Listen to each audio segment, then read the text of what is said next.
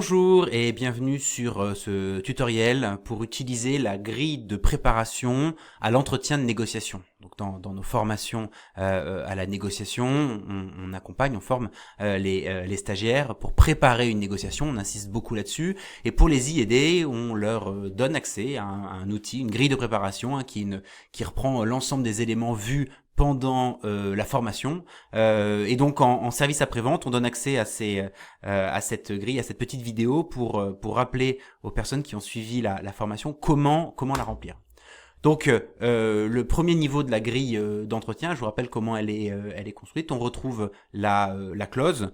Par exemple, on peut parler d'une négociation où on va pouvoir négocier le prix et le délai de livraison, d'accord. Sur la notion de prix, on a une proposition initiale à 123 € pièce et on a un objectif que l'on s'est fixé à 110 €.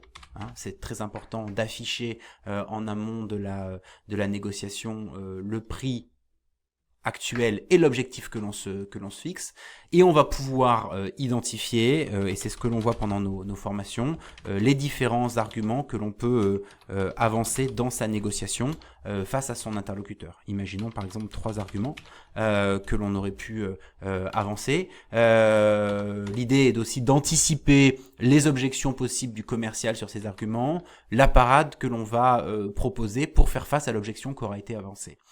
Derrière, on peut noter le résultat obtenu. Est-ce que notre binôme argument-objection et donc parade derrière fonctionne ou pas? S'il fonctionne au bout du 3e argument, on peut dire OK à ce niveau-là. Marquer des commentaires. L'idée de ces étapes-là, c'est de faire un retour d'expérience sur la négociation pour s'améliorer pour la négociation suivante. On va faire pareil pour la deuxième clause à négocier, qui est le délai de livraison, et ainsi de suite. Et on a 3 parties en bas d'outils. Les arguments généraux, quels sont les arguments que l'on peut utiliser quelle que soit la clause à négocier, utilisables d'ailleurs pour toutes nos négociations.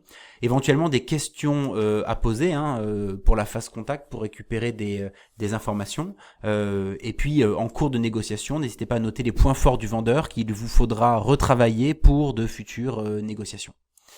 Pour aller un peu plus loin, on a la deuxième grille d'entretien qui reprend un peu le même principe de la clause, de la proposition initiale et de l'objectif, mais on rajoute la notion de BATNA, Mésor en français, meilleure solution de rechange, qui n'est pas un plan B, mais qui est la dernière alternative si on n'arrive pas à son objectif. On a préparé une porte de sortie, c'est le BATNA, mais pas de concession en contrepartie, donc de dire ok, on baisse notre objectif et on se met au niveau de notre BATNA, mais en échange de quoi?